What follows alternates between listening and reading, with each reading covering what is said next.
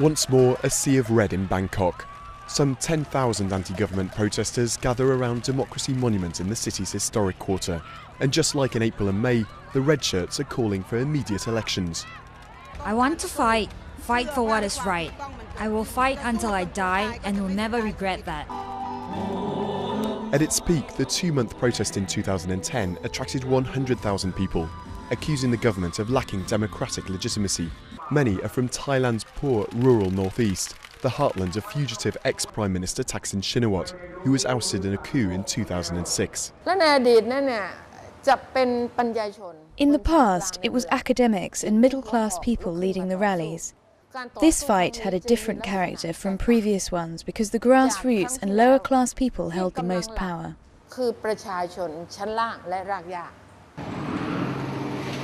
But after 2 months, the rally came to a bloody end, with a deadly army assault on the red shirt zone in the commercial centre of Bangkok.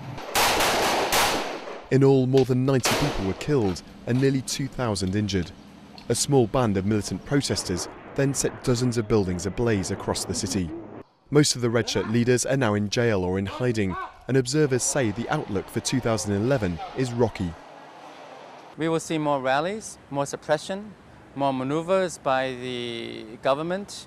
We will see a lot of censorship, a lot of more political prisoners in jail. We will see suppression in the countryside. We will see self-censorship. It will become increasingly a disguised military authoritarian rule to prop up the establishment. The government denies such claims, and 7 months after the protests ended, it finally lifted the state of emergency in Bangkok. We are expecting more release of the people who have been charged or arrested. With the lifting of the emergency decree, there are less and less censorship. We are now going back to the normal law. But most of those locked up are charged with terrorism and won't be released. So the Reds vow to keep up the pressure on the government. They say they'll hold 2 rallies every month in the capital.